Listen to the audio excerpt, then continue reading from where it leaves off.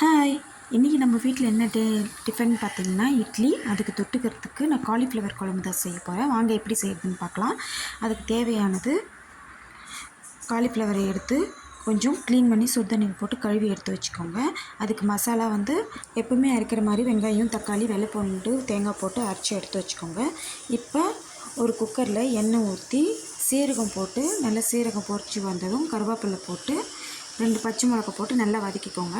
நல்லா அரிஞ்சு வச்சு பெரிய பெரிய வெங்காயம் நல்லா நீட்டாக அரைச்சி அதையும் தாளிச்சிக்கோங்க. கூட இஞ்சி பூண்டு கொஞ்சம் போட்டு அதையும் வதக்கிக்கோங்க. அப்புறம் நம்ம க்ளீன் பண்ணி வச்ச காலிஃப்ளவரை போட்டு அதையும் நல்லா வதக்கிக்கோங்க. வதக்கிட்டு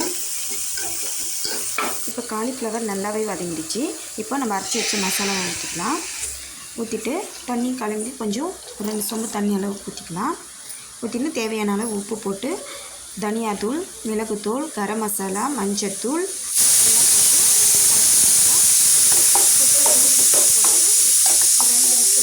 அளவுக்கு விட்டுடுங்க.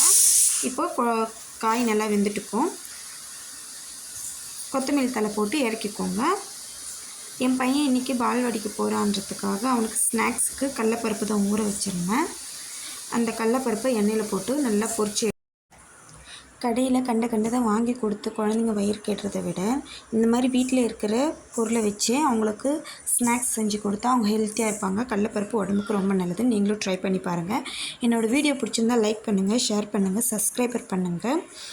நெக்ஸ்ட்டு என்ன வீடியோ போடலான்னு கமெண்ட்டில் சொல்லுங்கள்.